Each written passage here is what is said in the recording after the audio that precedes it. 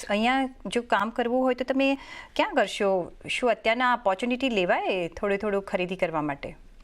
જો પ્રીતિ, આઈટી ક્ષેત્રમાં કદાચ બીજા ત્રૈમાસિકમાં જે અસર આવશે, જે આપણે ખરાબ અસર પહેલા ત્રૈમાસિકમાં જોયેલી, અને શક્ય છે કે ત્રીજા ત્રૈમાસિકમાં બી થોડી ઘણી એની અસર આવતી દેખાય, પણ ત્યારબાદ સુધાર થશે. તો તમારી તૈયારી આવનારા 3-6 મહિના માટે ધીરે ધીરે રોકાણ વધારવાની હોય, અને થોડી ઘણી નિરાશા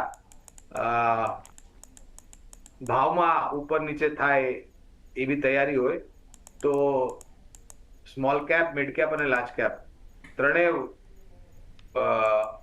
પર ખરીદારીની ભલામણ છે, જે કંપની આઈટી ક્ષેત્રથી જોડાયેલી છે.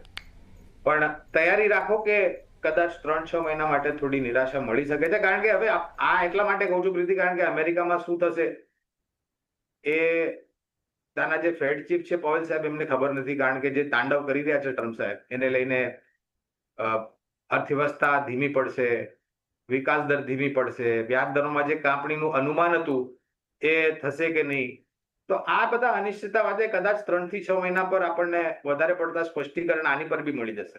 તો આ બધી તૈયારી હોય તો ડેફિનેટલી અમને લાંબા ગાળા માટે કેપીઆઈટી ટેક છે, સાયન્સ લિમિટેડ છે, કોફોર્જ છે, LTI Mindtree, L&T technologies, HCL tech, TCS, Infosys, tech Mahindra, આ બધી કંપની પર પાયાના મતે ખરીદારીની ભલામણ છે.